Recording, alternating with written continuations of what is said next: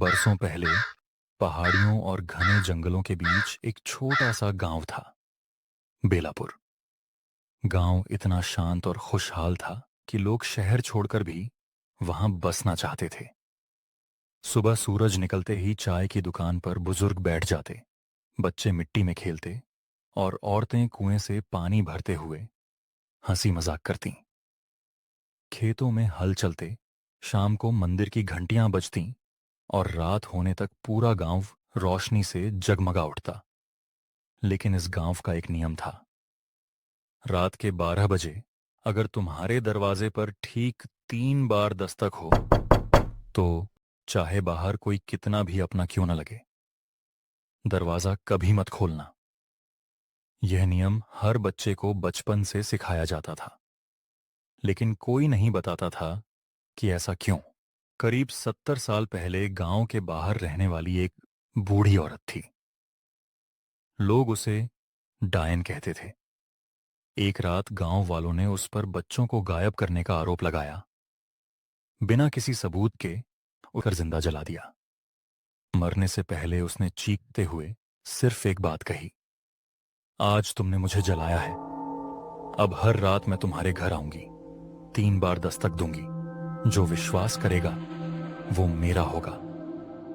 उस दिन के बाद से हर कुछ महीनों में रात के ठीक 12 बजे किसी एक घर के दरवाजे पर थक बस 3 दस्तक सुनाई देती। पहली मौत उस रात दस्तक रामदीन के घर पड़ी। अंदर उसकी पत्नी और 8 साल की बेटी सो रही थी। बाहर से आवाज आई, बाबूजी, दरवाजा खोलो, मैं हूँ। आवाज उसकी बेटी जैसी थी। रामदीन घबरा गया। उसकी बेटी तो अंदर सो रही थी, फिर बाहर कौन था? दोबारा। इस बार आवाज और भी मासूम थी। बाबूजी, बहुत ठंड लग रही है। पत्नी ने रोका, मत खोलना। लेकिन पिता का दिल पिघल गया। जैसे ही उसने कुंडी हटाई, बाहर कोई नहीं था, सिर्फ अंधेरा। और उसी पल पीछे से उसकी पत्नी की चीख सुनाई दी। जब वह पलटा, बेटी बिस्तर पर नहीं थी, खिड़की खुली थी और मिट्टी पर छोटे छोटे पैरों के निशान जंगल की तरफ जा रहे थे। बेटी कभी नहीं। उसके बाद हर कुछ महीनों में किसी न किसी घर पर वही 3 दस्तक पड़ती। जिसने भी दरवाजा खोला वह या तो गायब हो गया या अगली सुबह उसकी लाश मिली। लेकिन लाश की सबसे डरावनी बात यह थी, हर चेहरे पर एक अजीब सी मुस्कान होती, जैसे मरते वक्त उसने किसी बहुत अपने इंसान को देखा हो। गांव वालों ने रात के बाद बाहर निकलना छोड़ दिया। 12 बजते ही पूरा गांव अंधेरे में डूब जाता। कोई खिड़की तक नहीं खोलता। नया परिवार सालों बाद शहर से एक शिक्षक आया। नाम था अभय। उसके साथ उसकी पत्नी मीरा और छोटा बेटा आरव था। गांव वालों ने उसे पहले ही दिन चेतावनी दी, रात में 3 दस्तक सुनो तो भूलकर भी दरवाजा मत खोलना। अभय हंस पड़ा, ये सब अंधविश्वास है। बुजुर्गों ने बस इतना कहा, जब तक खुद न सुन लो विश्वास नहीं होगा। वह रात ठीक 12 बजे पूरा गांव खामोश था। अचानक ठक ठक ठक, पूरा घर कांप उठा। बाहर से आवाज आई, अभय बेटा, मैं तेरी माँ हूँ। अभय के हाथ कांप गए। उसकी मां को मरे हुए 10 साल हो चुके थे। आवाज बिल्कुल वही थी। मीरा रोने लगी, मत खोलो। लेकिन तभी बाहर से फिर आवाज आई, बेटा, मैं अकेली हूँ। आरव भी बोला, पापा, दादी आई हैं? अभय दरवाजे के पास पहुंचा, हाथ कुंडी पर रखा, लेकिन तभी उसे गांव वालों की बात याद आई। वह पीछे हट गया। कुछ देर बाद बाहर से जोर की हंसी सुनाई दी, ऐसी हंसी जो इंसान की नहीं हो सकती। फिर सब शांत हो गया। अगले दिन अभय ने गांव के सबसे बूढ़े आदमी से पूछा, ये आखिर है क्या? बूढ़ा उसे उसी पीपल के पेड़ के पास ले गया। पेड़ के नीचे जली हुई राख आज भी दबाई हुई थी। उसने कहा, जिस औरत को हमने जलाया था वो निर्दोष थी।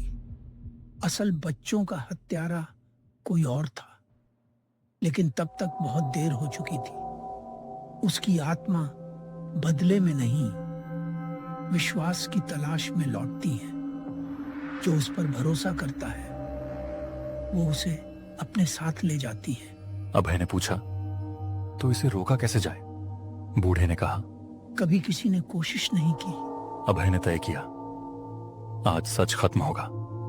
उसने दरवाजा नहीं खोला, बल्कि आधी रात होने से पहले पीपल के पेड़ के नीचे जाकर बैठ गया। 12 बजे पूरा जंगल सन्नाटे में डूब गया। अचानक पीछे से वही आवाज आई।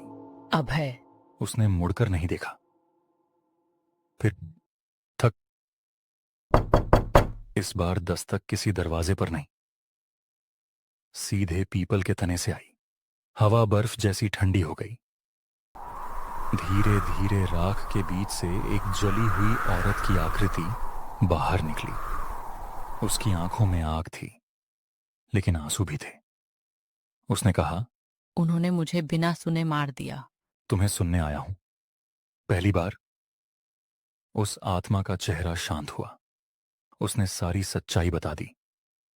अगले दिन अभय ने पूरे गांव के सामने वह सच बताया। गांव वालों ने उसी जगह उसकी विधि विधान से अंतिम पूजा करवाई, माफी मांगी और उसके नाम का एक छोटा सा स्मारक बनाया। उस रात बरसों बाद गांव में पहली बार 12 बजे कोई दस्तक नहीं हुई। सबने राहत की सांस ली। उन्हें लगा सब खत्म हो गया। 6 महीने बाद एक नया परिवार उस गांव में रहने आया। उन्हें किसी ने पुरानी कहानी नहीं बताई। रात के ठीक 12 बजे घर के दरवाजे पर थक अंदर से एक आदमी बोला, इतनी रात को कौन होगा?